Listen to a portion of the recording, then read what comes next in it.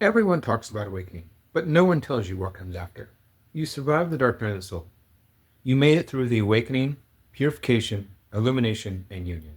Now the real work begins. In this video, I'll walk you through the 5 stages to follow and how to live them so that your transformation becomes your life.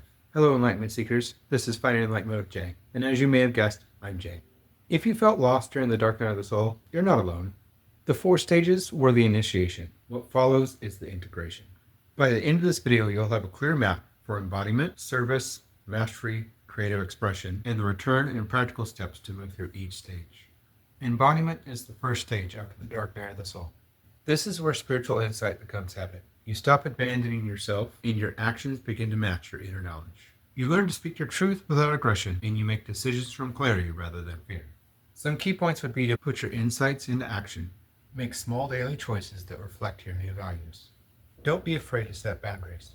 Protect your energy and say no to what drains you. Create small rituals, like simple practices that anchor you in your presence.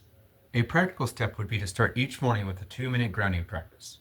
Identify one habit that no longer serves you and replace it with one aligned action. Also, practice saying no once this week. The next step is service. Once embodiment is steady, you naturally turn outward. Service is not about martyrdom. It's about offering what you learned in a way to help others. Your presence becomes medicine. Some key points would be find a way to contribute. Teach, listen, or create from your experience. Join a community or build one. Find a space where your gifts matter. Don't be afraid to serve without needing recognition. Learn to practice from humility. A practical step would be to share one honest story about your journey with someone this month. Volunteer your time or skills in a small, consistent way. You could also start a short series of posts or videos that teach one lesson you learned. The next step is mastery. Mastery is the test. Life will bring triggers to see if your transformation holds. Mastery is responding instead of reacting. It is staying grounded in chaos, holding both shadow and light. A key point would be you have to learn to practice under pressure. You will also have to learn to use stress as a training ground. Remember to use your emotional literacy. Name the emotion that rises without judgment. Learn to reflect consistently. Learn from your setbacks rather than avoiding them. Some practical steps for this would be, when you're triggered, pause for 5 seconds before responding. You should also keep a short log of triggers and what they reveal. You can also seek feedback from a trusted person to expose blind spots. The next step is creative expression. After mastery becomes creative expression. You learn to create from your soul rather than your wounds. This is where your unique frequency becomes visible in the world. A key point here would be to create something without attachment.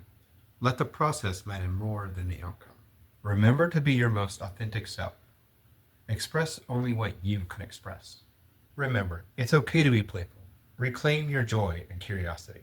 A practical step here would be to start a creative project with no intent to monetize. Don't be afraid to share a piece of work that feels vulnerable. And it wouldn't hurt to schedule a weekly time to play and experiment. The final stage is return.